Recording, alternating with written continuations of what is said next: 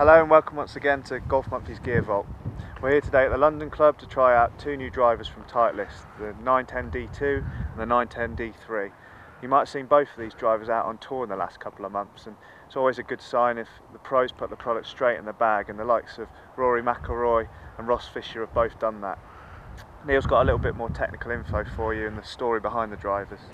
Yes, the basic premise of the 910 series is that this is Titleist's first adjustable driver, and in being so, they're saying this is the driver that will offer you the same level of custom fitting that the guys on tour would receive. So when Paul and I head out onto the European tour and we'll wander onto the tour van, we'll see technicians working on clubs. They'll be changing shafts, tweaking loft angles, lie angles to make sure each player has exactly the right formula that works for them.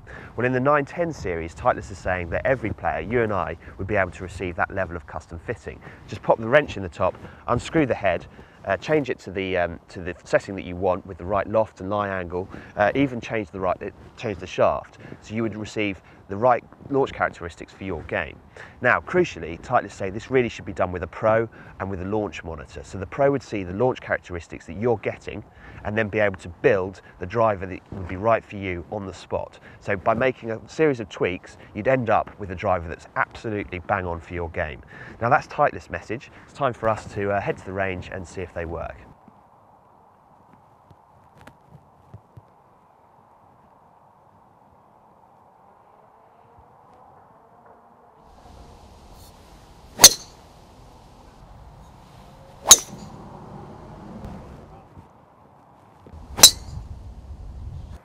Neil and I have been testing both the new Titleist drivers here at the London Club, which is near Brands Hatch, which you can probably hear in the background. There were clear differences between the two drivers. For me, the D3 was just launching too low. It's clearly built for faster swing speeds, for low handicappers and pro golfers who really want to work the ball and see that as a priority. Now, as soon as I put the D2 in play, there were obvious differences. At address, it looks more forgiving, so it looks like you've got a bit more loft on the ball, and when you do hit it, it's higher launch, but still without too much spin, and produce a really good flight and good distances for me. I think it's worth mentioning that the D2 probably goes against the preconceptions that Titleist drivers are just for lower handicappers and pros. I think this suits a wide range of golfers from 15 handicap and below. It's plenty of forgiveness, but still you can work the ball with it. I know the D3 probably suited you a little bit more, Neil. Yeah, I mean, there's no question that the D3 is definitely designed for those, as Paul said, with faster swing speeds. And for me, it produced the sort of flight that I'm after. And it's probably worth mentioning that there's no composite driver in the Titleist range this year. There doesn't need to be, really. With these two drivers, we feel as if it covers a very wide range of golfers, a very broad audience.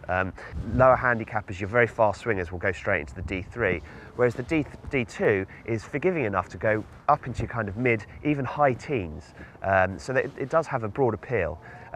One other thing worth mentioning is that to go alongside the adjustability, these two also have a black face.